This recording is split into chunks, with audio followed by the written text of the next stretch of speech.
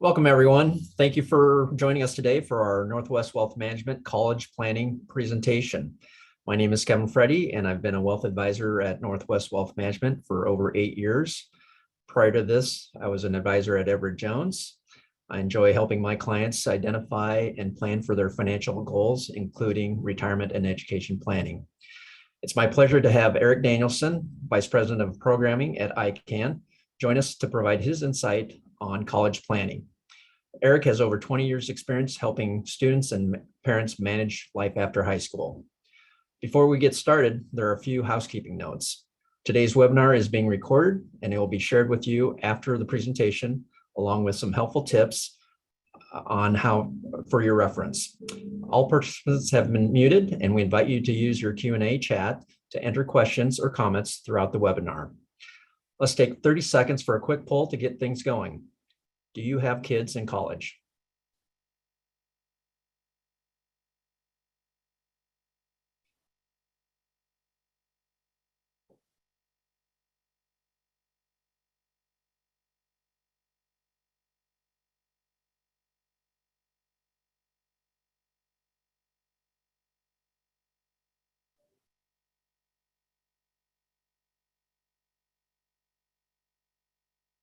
Okay, perfect.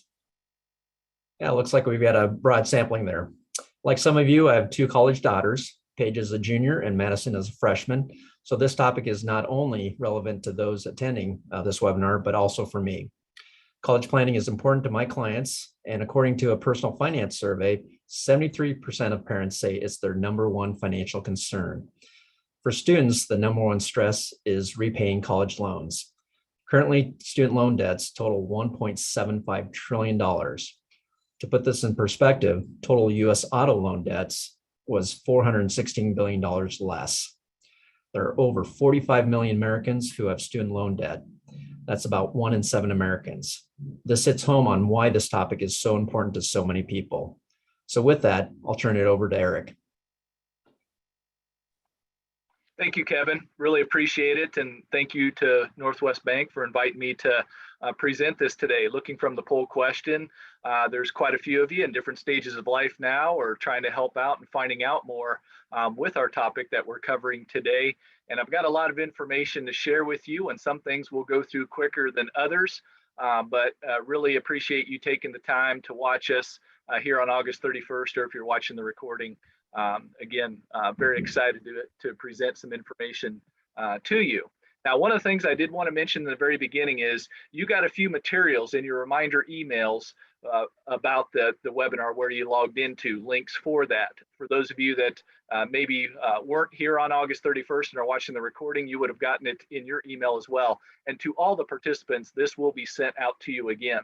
But what they are links to materials that occasionally I'm going to mention during this presentation. You'll see a few of my slides that will actually have our Life After High School College Planning Guide or our Paying for College Guide page numbers to go off of. We've also provided today for you calendars, freshman, sophomore, and junior and senior, that go month by month what students need to be doing.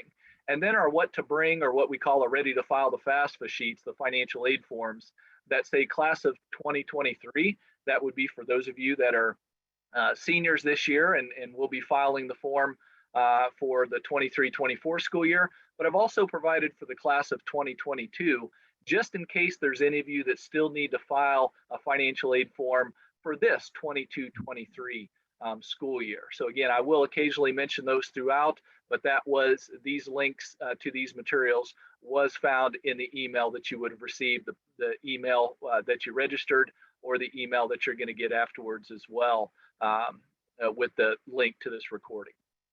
Now, also, I did want to mention real quickly that at ICANN, we're a nonprofit organization that helps students and families through this career college planning financial aid process.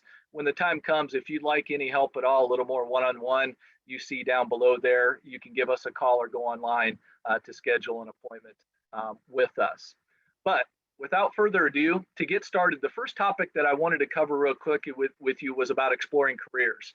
And I'm not going to hit this on this subject too hard, but I wanted to mention to you, because I know we've got many parents and relatives of students that are going to be in college 1 to 4 years, more than 5, even in college right now, that still might be wondering what their student or relative may want to do for exploring careers. And one of the things that we would encourage them to do, and they've probably already done this, even in junior high or in high school, but it shouldn't be just a one and done thing, and that is taking a career assessment.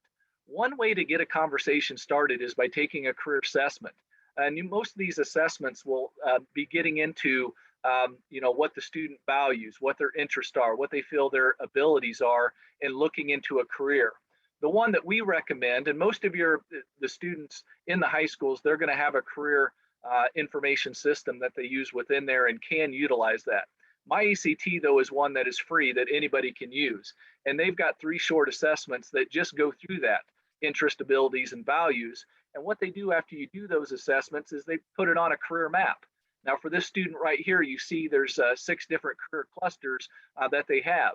Where the map has multiple hits, reds will show up. That means 2 or more of their assessments really targeted this certain area. So this student here leaning towards art, science, and technology, the first letters that we would click on would be the S, the R, the O, and the P. And what happens is different careers will pop up in that career cluster where they've had the multiple hits. Now, I cannot tell you that this is always going to come up with the exact answers on what a student is going to be. It does kind of amaze me how accurate it can be, because personally I took this and it did hit on what exactly I was looking at when I was a high school student looking on going into college. But more than anything, as parents, it's going to allow you to create a conversation with your son or daughters about what they want to get into. And even if it doesn't exactly hit, you're going to be able to explore careers within this map. When you click on it, anything that comes up, you can get more deeper into that career and a specific job, what it's going to take, what the starting pay is going to be, the job growth, likes and dislikes from people that work into that career right now. So a vast amount of information that can be shared just by doing that. But again, one of the highlights that I thought, having a son that's already in college and a junior daughter right now in high school, it's just allowed me to have conversations with them about this. Now, something else I did want to mention as well is that not all careers, when we're talking about what students need to be doing after high school, are going to be 4-year degrees. I think this mindset is going away in a way. When looking in careers and really thinking about life after high school and what a student wants to do, we want to get into them as they're going along through high school, trying to figure out a few things by doing these assessments and their other experiences, classes that they take, to make the most informed decision that they can. And one of those things is to make sure that they know all their options that are out there. Apprenticeships and career training are something else that's very valuable and out there that certain students would be very good at, and something that they should take a look at. I think that's one thing that we always like to make a point with students, but it can be made with parents as well, is not every pathway is going to be the same for every student. We want the students to try to find what their best fit is going to be based on, again, their abilities, their values, and their interest, and making the most informed decision that they can on what kind of training that they're going to need to get into the career that they want to. As you see on here, there's a lot of different careers that are that really have a lot of job growth: advanced manufacturing, healthcare, building and construction trades. We've got more information in our booklet, not only starting on page number 20, as it says, but with about apprenticeships and career training programs, just giving some contact information and starting salary information as well.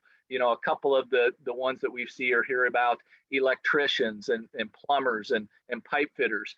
Right now, they're making, they've got listed down, $36 to $38 per hour median income that they're able to receive. I mean, some other careers that are out there that are in high demand. Again, not going to fit every student, but looking into IT areas, information security analyst, I've got written down here with a median salary of over $103,000. Software developer, you generally need at least a bachelor's degree with that. That's at over $110,000.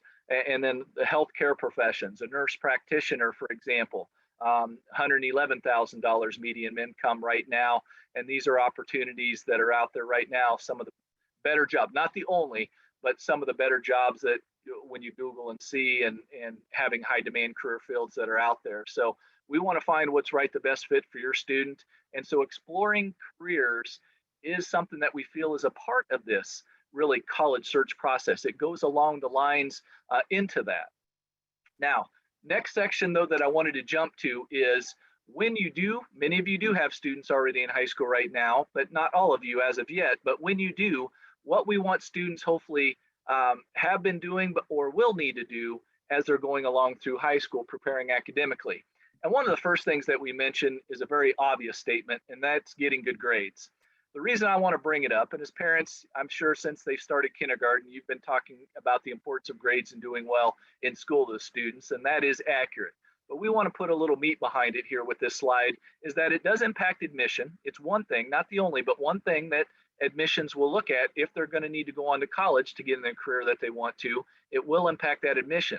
But not only admission, but scholarship and grant money too. A lot of scholarships or grants are tied not solely, but could be a part of the equation as far as getting good grades. What we want to stress to students is that their grades matter all throughout all 4 years of their high school career. When colleges or even a scholarship or application ask for GPA, they're not just asking for junior year or senior year or freshman year, they're asking overall GPA all 4 years. So we want to encourage students, get as good grades as you can all the way through all 4 years, including not only the junior, but definitely the seniors. Do not get that senioritis, because even if you've been admitted into a college and grades are a part of that factor, if you have a drop in your overall GPA or don't take the classes that you need to finish up senior year after you've been tentatively accepted into a college, they can rescind those admissions decisions. So grades are one of the factors, but it's not, again, not the only thing. What makes up those grades are going to be important too. And so on here, we've got a list of really what we call optimum preparation, what we want students in taking in the amount of years and subject areas while they're in high school. Now, as you see on here, this is a list where we'd like to see them take almost 4 years of everything that is listed on here that they can fit in your schedule. Some of those subjects that they're taking up to that 4 years could be college credit ahead of time, and that's great. We want to make sure that they're ready for that college level credit class, because if they're taking dual enrollment where they are getting college level classes,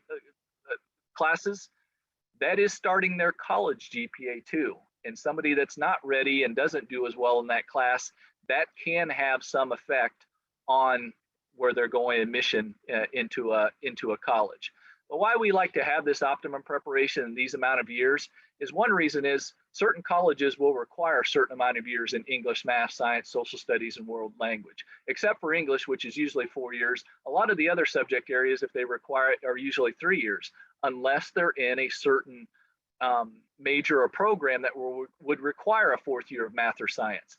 By already having it, you've eliminated any problems that it might be getting into a college based on the classes that they want you to have in high school to be able to get admitted in. So that's one reason. The other reason, though, is we like to see students get off to a good start once they're in college, not only to get there, but to be successful while they're there. By taking harder courses all the way through senior year, chances are students are going to get off to a better start that fall of their freshman year too. So for those couple of reasons, this is what we like to see them do as far as their class size. Now, I do want to tell you that different colleges will have different admission requirements for what classes that they need to take in. And just to give you one example here, I know not every student's going to be looking at Iowa State, Iowa, Northern Iowa, but just wanted to give you an example here in the state of Iowa, how we have different requirements by our schools looking at foreign language as the example here. At Iowa State, it really depends on what college you're getting into, what you're going to major in, whether or not foreign language is required on there. At the University of Iowa, it does not matter. To be able to be admitted there in whatever program, you need to at least have 2 years of a single world language for admission already in high school. So if a student was in high school as a junior right now and only had 1 year and they weren't planning on taking anymore, we would encourage them to make sure that they go to their counselor and sign up for that 2nd year to keep the University of Iowa as an option. Now, the University of Northern Iowa does not have any requirements for their world language courses. But as you see on there, it says, however, if you've already got 2 years at a C- or above, you would have met their graduation requirements from the university. In other words, by already having 2 years done in high school, then you won't have to take it once you're at college, and will just help keep you in line more for graduation.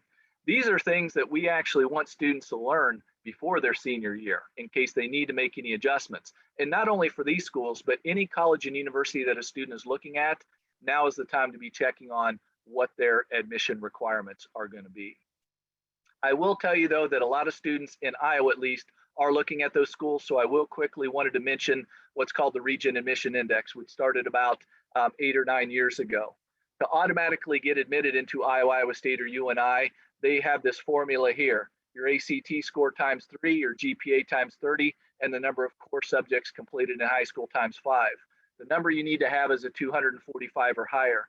Now, another reason why I like to bring up this score is because even if they don't have, even if they're not looking at those schools, if you do this formula and have a 245 or higher, I cannot say you're going to get admitted into every college, but most colleges you would be able to. That would be a very good score for you to be able to have.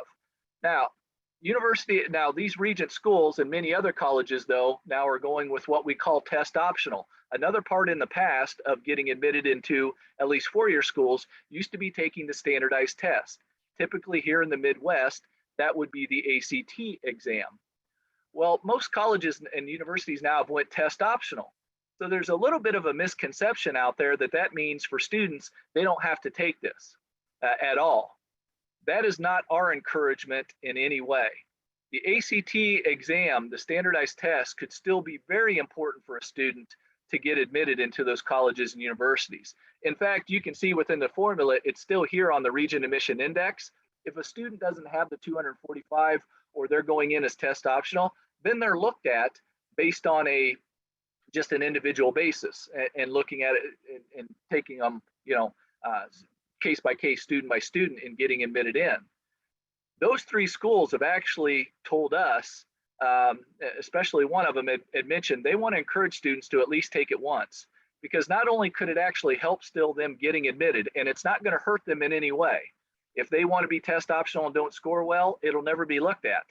But there are students that have scored very well and have still not sent in their scores. In fact, a couple of weeks ago from one of these schools, we heard that a student that got a 34, which is out of a 36 on an ACT score, did not include their score because they thought, well, I didn't get the 36, so I didn't think it would help. No, a 34 is a great score. That's going to not only help them, with their admission real easily, but there are still scholarships and grants at different colleges and universities that are tied and have to have an ACT score too. So I just want to make sure I'm trying to be as clear as possible. Just because a school is test optional doesn't mean students should take the standardized test. We want to encourage them to take it at least once. If they don't score with the way they thought, they do not have to submit that to the schools, but too many are not submitting that and actually, in some cases, hurting their chances in still getting admitted or even for scholarship and grant money at those schools as well. As this slide says on the bottom, work closely with your admission offices and learn more about the college requirements from them. They will be able to guide you in what would help within the standardized tests. Hey, Eric, you had mentioned that you had somebody that scored like a 34 on their ACT and they didn't include that. And tell me a little bit more about that story. Basically, they didn't realize how good a score that was, which it's kind of hard to believe, but they thought the 34, since it wasn't a 36, wouldn't necessarily affect them because the school was test optional. When in the case, this was one of the Regent universities here in Iowa, that was going to more than boost them up above the RAI and automatically get them admitted in. Now their classes and their grades, they were going to get admitted anyway. But what it did keep them from too was a nice scholarship that would have taken care of all of their tuition. They did not get that scholarship because they did not end up submitting that 34 and finding out until after the scholarship deadline at the college. So basically for this year, it cost them almost $10,000 by not submitting that 34 score. So it wasn't with admissions there, but it was with the scholarship that they didn't receive. Please get guidance early and often from your admissions counselors from your school so that doesn't happen to your student.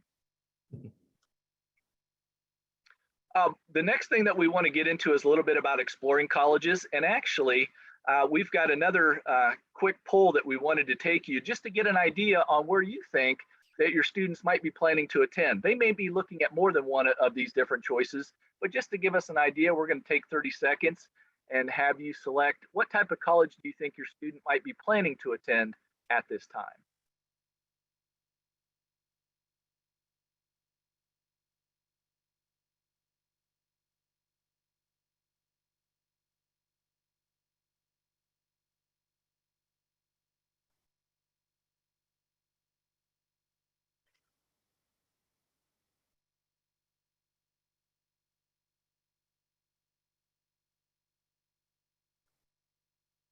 All right, we're looking at a lot of state universities, half of it. That's always why I want to bring that up.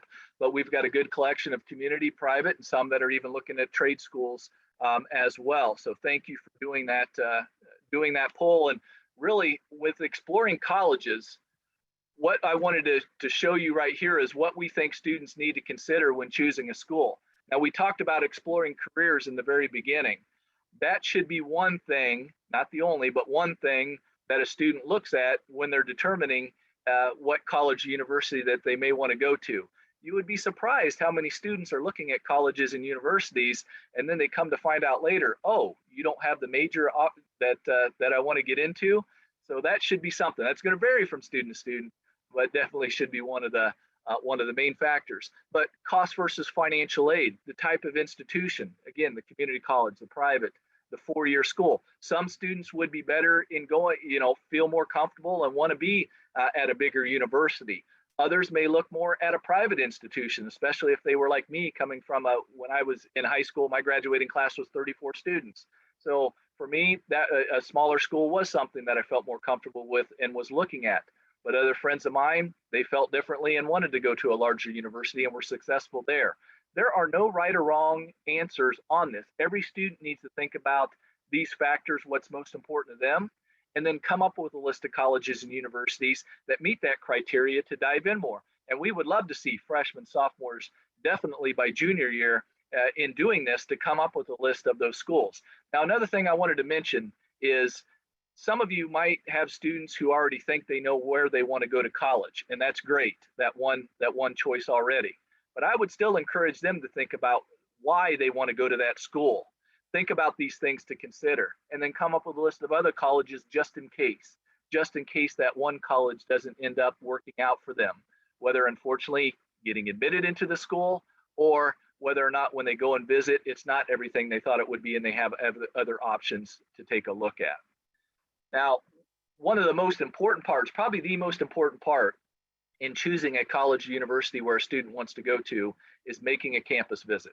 We would love to see students even start during their sophomore year, but definitely by junior year, and making official visits on the college campus. Making appointments ahead of time, where usually it's standard to take a tour, even sit in on a class of a professor in a major that you want to, meet with faculty, visit the financial aid office. A lot of these are usually standard, although you can tell them what you want to make sure to do. If a student's an athlete, visit with a coach. Most college campuses, they're going to have special visit days that they'll do, whether that's Mondays, Fridays, sometimes during the middle of the week. But if those special visit days don't work for you, then you can always try to go to an individual campus visit as well, whatever works best for your schedule for the student and as a family, because I'm sure many of you as parents will want to learn more about that college and attend with them as well. Whatever doesn't get done during the junior year, you can certainly finishing up during the senior year, but we don't want you to wait on these campus visits. It is taking the college again for a test drive. And to get the best idea on what that college is going to be like, is going to go and actually visit those college campuses. And another thing I would also mention with campus visits, not only visiting the campus, but take a little bit of time to visit the community that it's in, the town, the city, and just find out a little bit more about that as well. Even if you think you know the area, it doesn't hurt to just visit a little bit more and make sure that it is everything, not only the campus itself, but the city and town that you're in, because that's going to become the student's new home. And we want them, again, to try to make the most informed decision that they can. Another way of gathering a lot of information too in one setting is by attending a college fair. And so tips for visiting a college fair, where usually there'll be tables put together. A lot of times the exhibitors are in alphabetical order, and you'll be able to grab information from them. Anymore, you can sign up ahead of time and they can scan a Q code right off of your phone for your information, so you don't have to write out all of your information at every single table. But this is a great place in one setting to gather a lot of information and be asking questions. In fact, we've got one that's coming up in the Des Moines area that everybody is invited to if you can make it. We invite everyone throughout the state of Iowa, and even if we've had students from out of state on the borders that have also come to it. You're more than welcome to come. That is on Sunday, September 25th from 12:30 to 3 at the Prairie Meadows Conference Center out there. Plenty of parking and everything. I know we're going to have not only over 100 colleges and universities that are really not only from all the surrounding states, but really nationwide. You can go to our website at icansucceed.org/golden circle to see our list of exhibitors, and we're continuing to get more exhibitors right now up until that day. If Des Moines is not as close for you, and in fact during the winter, which is never great usually to travel in February, on February 1 we're going to have a virtual college fair from 5:30 to 7 on there. You can sign up, and we've got different colleges and universities that'll sign up for there. This is not up and completely running yet, but did want to let you know we had set that date. Even the time frame we're still working on a little bit, but more likely it will be in the evening. This will be a free attend, but there will be a registration that you'll have to be able to talk to a lot of colleges and universities virtually on this day.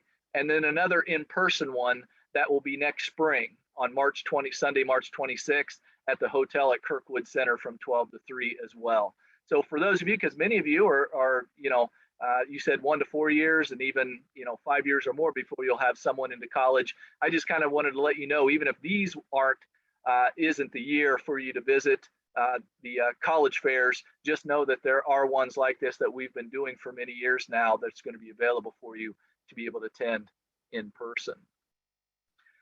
Something else I also wanted to mention with this part before we dive into a little bit about the financial aid section, and that's how parents can help. What I've seen in the past is when most of classes or stress that is happening in this college decision takes place for both students and parents, is when families just haven't had honest conversations about these topics here, especially financial, but even the academic and the social life too, on what to expect. The earlier you can have conversations about different expectations in these areas as parents, I think that the less stress you're going to have. Not that the stress is going to be completely off, but less stress that you're going to have. So I want to encourage you, no matter where you're at, to have these conversations. It doesn't have to be just in one setting, but to continue to have conversations throughout as a student's going through high school until eventually they make their decision. Expectations ahead of time, less stress that it'll be later on. Now I wanted to get into a paying for college section.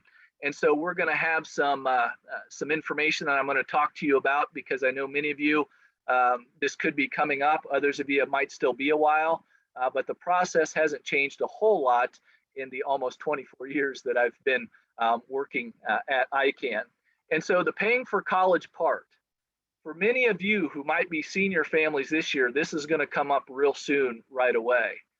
First of all, what is financial aid? When we're applying for financial aid, I like to set a basis here saying it's not only the gift aid. Yes, that's the good kind of aid, the free money in forms of grants or scholarships. That could be merit-based on academics, athletics, artistic ability, but also need-based too, by filling out this financial aid form that we're going to talk about here in just a second. Now, self-help aid is also a kind of financial aid. Self-help aid, you have to do something to be able to get this aid, or do something later on, like loans to repay them back. Work study, be offered to work study and then put in the hours of work study at more than likely an on-campus, but sometimes off-campus job too, and getting paid for that. When a student is applying for financial aid, it does encompass all of this. And that application process, no matter where a student's going to, in-state, out-of-state, public, private, that is going to start with the FAFSA form, the free application for federal student aid. Not only is this an application though for federal aid, but also states, including the state of Iowa and our surrounding states, as well as institutionally, can be determined by this form. What it's going to try to do is get a snapshot of your family's financial situation by asking for parent and student tax information. And for those of you that are senior families coming up this year, that is going to be for the 23-24 school year. they're going to be asking you about 2021 tax information. They're always looking at a couple years behind as of now within your tax situation. So 23-24 FAFSA, it's going to be asking about your 2021 tax information and also some asset questions that are on there as well. Again, our what to bring sheets that we give for the class of 2023 and 2022, those have what information on the front, a checklist you're going to need, as well as some helpful tips and hints that are at the very end. And what I want to make sure, though, to tell you, just for time, just a few things that I wanted to mention with this, and we'll also leave time for questions afterwards that you'll have too. But this process for the 23-24 FAFSA form, fall of 23, spring and summer of 24, will begin on October 1st. That's when the new 23-24 will begin.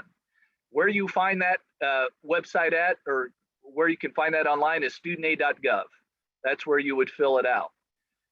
When you're going to need to get this done, though, it starts on October 1. Really depends on the college or colleges, though, that a student is looking at. On pages, there are pages within our financial aid guide. It might be 24 through 25, although I think it might be pages 8 through 11, I should say, in our financial aid guide, not what listed on our screen here. There's a list of Iowa colleges, gives what this year's cost for tuition and fees are, but in the last column it says financial aid priority date. What that means is that is the date that that college wants you to have submitted the FAFSA form online. So different colleges are going to have different priority dates, and why it's so important to make sure that you beat the earliest priority date of whatever college and university that a student is looking at is its first come, first serve for a lot of the campus-based or institutional money. The students that are going to be first in line for that are the ones that get their FAFSA in by the financial aid priority date. If you go beyond a priority date, it does not mean you won't get any financial aid at all. In fact, most of the time, the federal aid will still be there. The state aid deadline is July 1 here in the state of Iowa anyway. Different other states will have different deadlines. You want to double check on that. But the institutional money might not be there if you go beyond a priority date. Just to give you an example, we've got some colleges that have early priority dates here in the state of Iowa. The University of Iowa is December 1. Generally, that's been the earliest priority date. Iowa State is January 3rd. Northern Iowa is January 15th. A lot of community colleges and private schools are February 1, March 1, April 1, although I'd have you check with each individual college on that. Again, in our booklet, we've got a list of those priority dates that are in there. But again, if you're looking at multiple colleges, the best way to ensure that a student gets the most financial aid coming to them is going to be able to beat the priority date or dates of any colleges that you're looking at. Most important thing right there. Because they're asking about, if you're a senior family this year, they're asking about 2021 tax information that 99.9% of you have already have completed. It should be no problem in getting that FAFSA done in October or November. And that's what we would encourage you to do, to just make sure you're in the best priority available for your student, no matter which colleges that they are going to. Something else I wanted to mention before getting into a couple of common errors and questions that we get on this financial aid form, and that is you are going to need also an Fsa Id. And when I say you're going to need that, that is going to be the student. And if the student is dependent, which most students just going out of high school into college will be, that would also be one parent as well. Where you can go to request these Fsa Ids, which what that is you really going and registering a username and password at the studentaid.gov website. That is going to be able to electronically sign the form for you and be able to access and getting into it. As a parent, if you already have one from a student already in college, or you fill out a FAFSA, you are going to college and you have an Fsa Id already, you won't need to get another one. That will serve for your multiple students, or if you need to fill out a FAFSA form as well. But what each student will need to do is get their own, and then you will have to do a FAFSA form for each student if you're somebody that has multiple students. This can be done at any time, and now since we're almost to September, I would encourage you as senior families, if you are, to go ahead and get these registered and get ready for after October 1st. I did want to answer one question that I'd seen. Some of the most common errors in filling out the FAFSA form. Basically, I just want to make sure to encourage you to double check, even triple check date of birth and social security numbers when you're signing up for FSA IDs or putting them on the FAFSA. Just one number off is going to can mess things up and need to be corrected. So that has been a common error. Another common error that I did want to mention as well, and we get a lot of questions on, is when parents are separated or divorced, then what parent information goes on the FAFSA form? As of right now, at least for the 23-24 school year, that would be the parent that the student lived with the most in the last 12 months from whenever you're filling out the form. Whatever the student lives with, whoever they live with the most in the last 12 months, that's the parent. So if that would be mom, and mom is not remarried, it would just be mom's information that would go on the form. If mom would be remarried as of the day you're filling out the form, then we would need mom and step parent information on the form. They would actually put married, remarried when it asked their marital status, and it would be mom and step parent. Even if they weren't, even if she wasn't remarried during the tax year that's being asked about, we would still need the step parent information from 2021 if they're married as of the day you're filling out the form on there. So that is something that is common, a common mistake or misconception sometimes as well.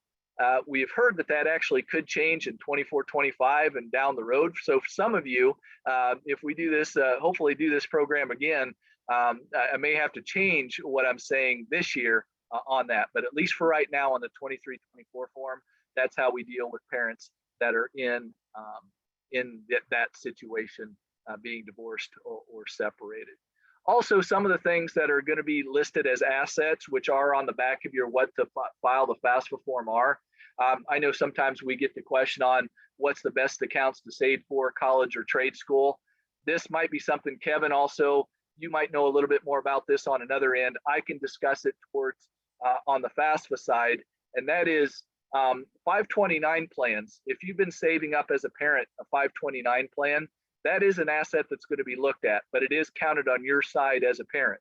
And parents do not get hit as hard as the students do by what they have in their assets. So you've got to count all the 529 plans in your name, but that would be it's still better than having to count it on the student side in most cases by counting them all, having to count them all on the parent side.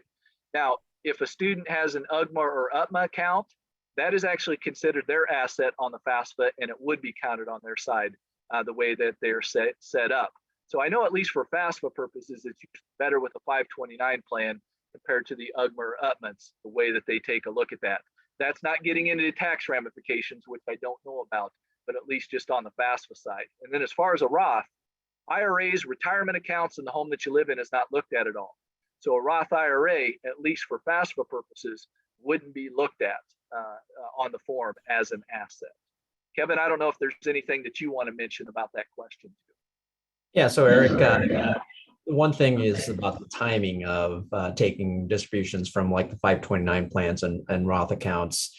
As you mentioned before, there's a 2-year lag on that. So, if that's something that they can hold off and use other means possible and wait for the last couple of years, that could help, from the FAFSA standpoint. Is that correct?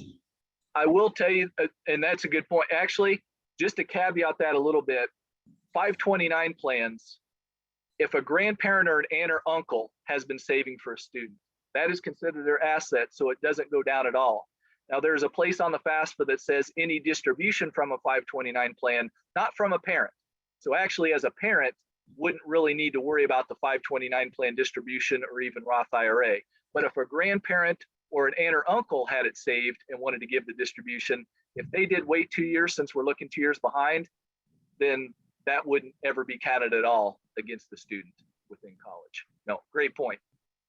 Yeah, probably one other thing that I'd add about the 529 plans, there's a lot of different options out there, a lot of institutions that will offer plans for 529 plans, but the one that I recommend is going directly through College Savings Iowa through the state. It's going to be the most cost effective, and they've got some great mutual fund options there through Vanguard, very low cost. And so, that's something that I'd make sure that everybody knows that in my mind is one of the best places to go if you want to fund a 529 plan and very easy to set up. Thanks, Kevin. Great Yeah. questions. Please keep those questions coming. I know there was another one about what if a student doesn't know where they want to go to college?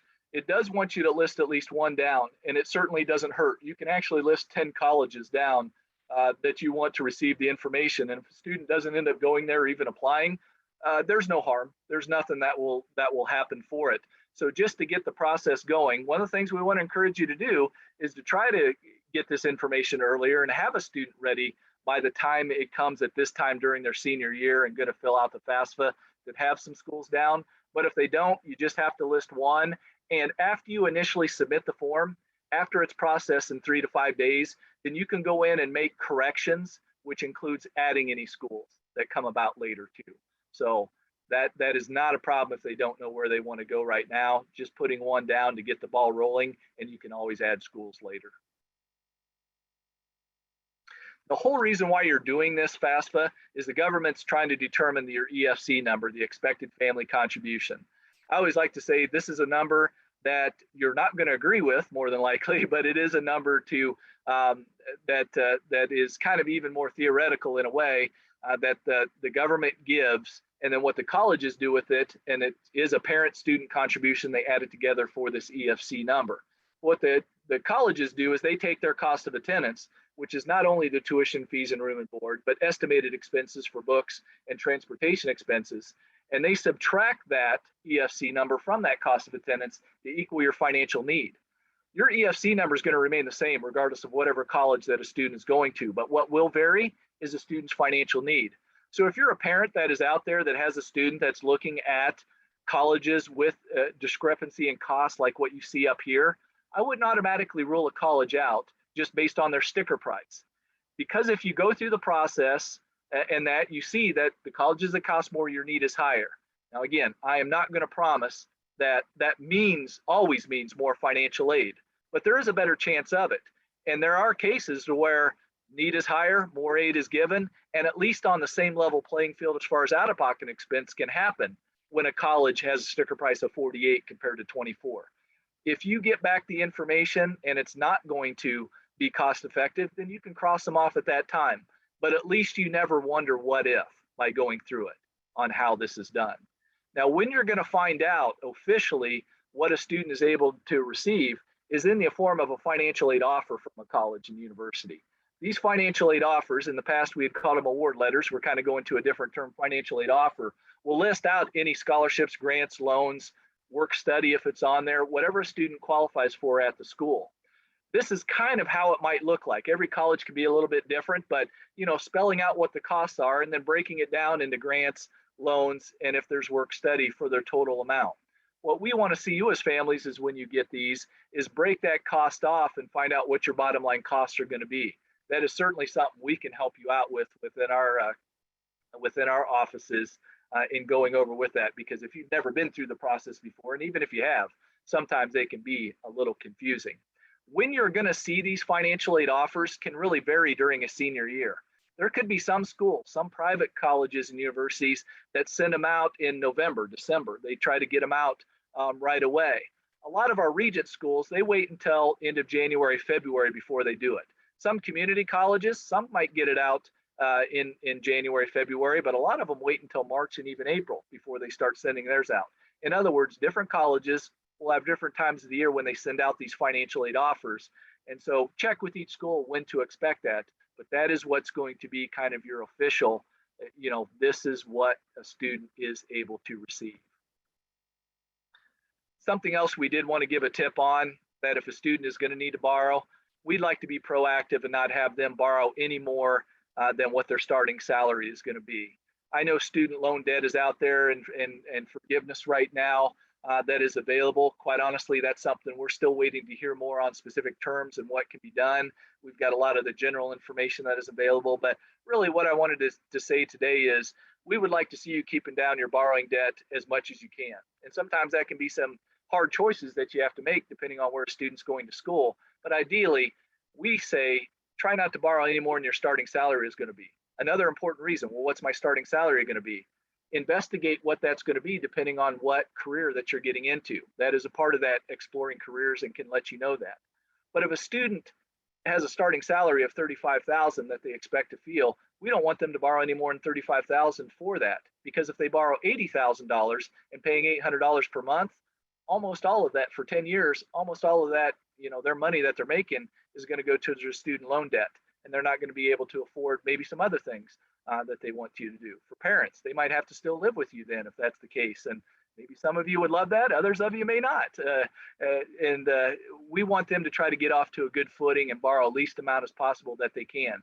Trying to pay for books each semester, out-of-pocket expenses, personal expenses, other things, not doing it, and some tough choices can be made. But wanted to give you some of that general direction right now before a student actually goes off to college and is going to be borrowing. I've also wanted to quickly mention about the sources and programs before we take some questions here. And this I'm going to be real quick. Not every student's going to see every type of financial aid available, but within our booklet, our financial aid guide, Paying for College, on page 35, we've got some more information about the federal student loans. This is going to be on every award letter just by filling out a FAFSA form. A student as a freshman can get a $5,500 student loan. Now, whether or not it's subsidized, where the interest is paid for while in school, or unsubsidized, where the student is responsible for the interest right away, depends on if they have financial need after any other aid given. A real easy way to remember whether you have to pay the interest while in school with subsidized and unsubsidized is unsubsidized begins with a U. That means you are responsible for the interest on that right away. And chances are most students are going to see a combination of that, because as a freshman, $5,500 is what they could borrow with a maximum of $35,000 in subsidized. So if they have need up to $3,500, they could get that first $35,000 subsidized and then additional $2,000 unsubsidized. Now, they don't have to take this out. And so I do want to stress that if they're not going to need the loan, then by all means don't do it. But it is something that would be available for them, even if during the school year something would come up to now the loan is needed. If you've already got the FAFSA form on file, then it would be available for you to be able to get. That is one reason that I didn't really mention earlier. We feel every family should fill out a FAFSA form just to have it on file, just in case if something comes up, even if you don't think you need the loan, where it would be available if, again, if something unexpectedly would come up. The other reason is, I'll just tell you real quickly, is some colleges, to give their institutional money, may still want the FAFSA form on file anyway, even though they can give awards like academics, athletic, artistic ability, the merit-based awards. They can give those away no matter what the FAFSA says. Some of them still want it on file before they will give it. State of Iowa Aid also has opportunities, iowacollegeaid.gov, and that's their phone number down below. They're the state agency that administers State of Iowa Aid. But Iowa Tuition Grant could be for students attending a private school here in Iowa. Voc Tech, Kibbe Grant at a community college in high demand career fields. Last dollar scholarship, high demand career fields at community colleges. To get state aid though, this state aid, if you qualify, you need to have a FAFSA form on file. So I'm not going to go through the specifics of that for time-wise with you today, but at least wanted to point that out, and we've got more information in our booklet on pages 18 and 19. Private scholarships is another way to help pay for school too. And on our website at icansucceed.org/scholarships, we've got a list of different scholarship websites and apps, besides checking in with employers and parents' work, professional, religious organizations, local businesses, other places to look for. Just real quickly, just so we have it out there, and I know we're recording it, these are some websites that you can go for free scholarship searches that are out there. There are apps that are available as well. The one thing I'll say about private scholarships is there is money out there, but it does take work in getting it. And so starting even during junior year in high school, but definitely at the beginning of senior year, we'd like to see students taking some time, almost like a part-time job, in looking for private scholarships. That doesn't mean 20 hours a week, but even 1 or 2 hours a week, and having a goal of every week or every other week applying for a scholarship, that's going to be quite a few chances you're putting your name in to try to get money back. And every little bit's going to help. Any scholarship you can get is less money you've got to borrow or come up with out of pocket. Hey, Eric, real quick on that. I've heard, some people will put a Word document together because a lot of the scholarship applications are going to have the same questions being asked. And so that they can just cut and paste answers to, multiple scholarships. Have you heard, something to that effect? Absolutely. That would be great. Some of them will require not only questions like that and doing that, but also essays that might be very similar as well. The one advice I would be is making sure that you're tweaking those to fit the scholarship you're going for. I've been on some scholarship committees and have seen where students have not tweaked those applications, and it says another name, and sometimes it's a competitor's name, and they're going to get dropped right away from getting that scholarship. But absolutely, Kevin, that is a great a bit of advice is save those essays, save those answers, because yes, that's going to help you in being able to do those applications more quickly, efficiently. I don't have it on here, but I'd also encourage all the students, even starting as a freshman all the way through high school, having an activity resume and continuing to add to that.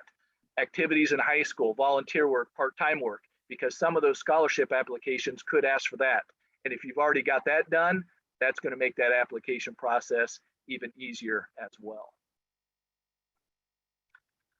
Financial aid assistance or any assistance at all later on if you have questions about college planning or anything. These are the places you can go for help along the way. Your school counselors at the high schools, they're going to have information not only about scholarships, but helping college planning and other things.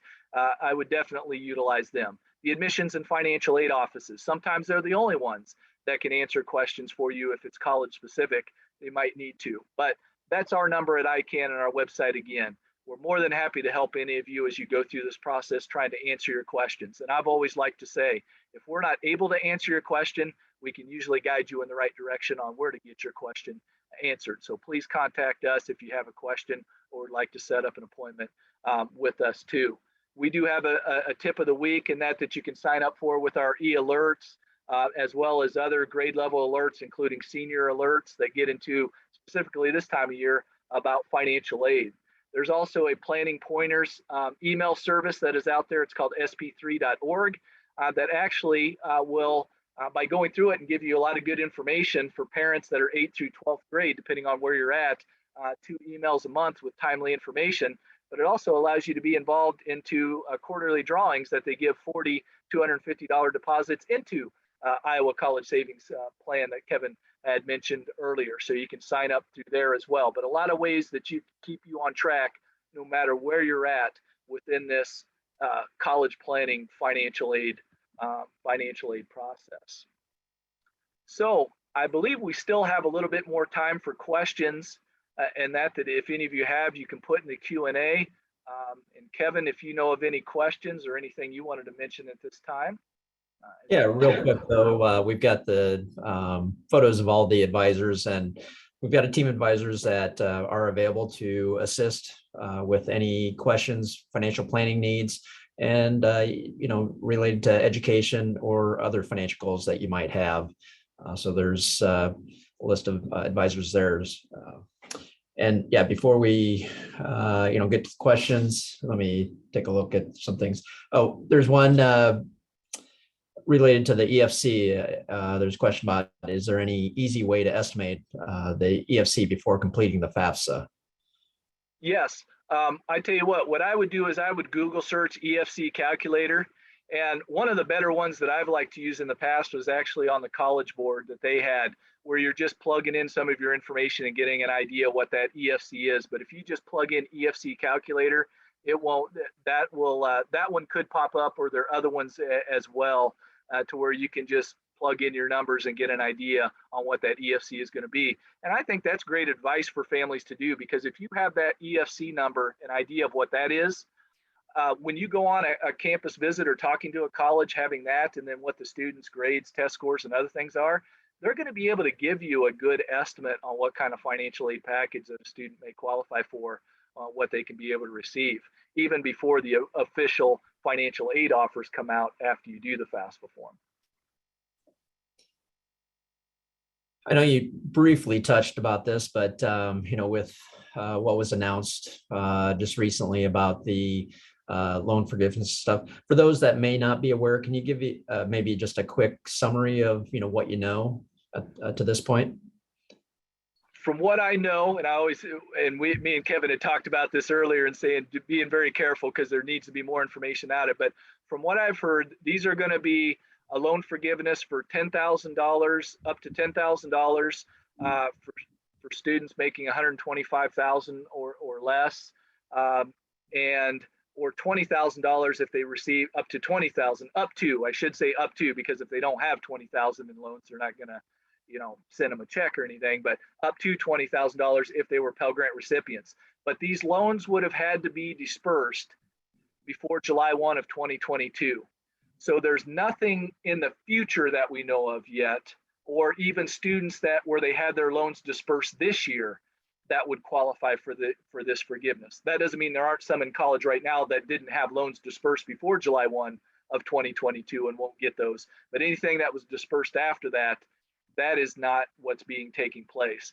From what I also seen yesterday, I think more information to be able to sign up for that is going to be coming out in October, which at first I was thinking October, boy, that seems like a long ways away. Well, no, tomorrow's September 1. So I guess it's not too far away, but I think at least by the beginning of October, there should be more information for them on how to go out and to, sign up or apply for that. And from what I've heard, and I think it's time sensitive, if you've paid on your student loans and you might be able to get that reimbursed so that you have more that could potentially be forgiven. But yeah, there again, some of those specifics, you'll probably need to wait to get that. You heard the same, Eric? I did hear the same on that too, Cal. I just seen it. So I did hear the same on that.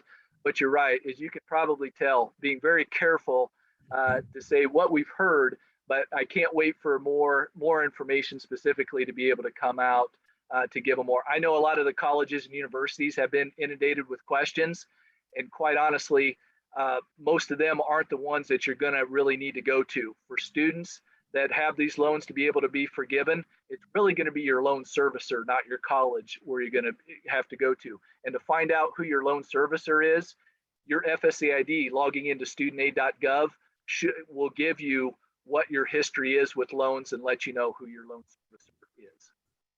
While we're talking about loans, could you maybe do a quick run through on the different types of loans? Because some of them will be eligible for forgiveness and others will not. Could you maybe give a quick overview of that? Yeah, the loans that students can take out, the student Stafford loans, are the ones that I showed as far as subsidized and unsubsidized loans that are on there.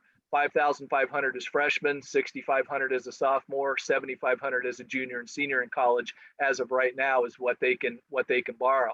Now, many of you, though, I don't want to say, maybe I shouldn't say many of you, but there are some families who that's not going to be enough. They still have a gap, and we call that. So they're going to need to borrow for that gap funding.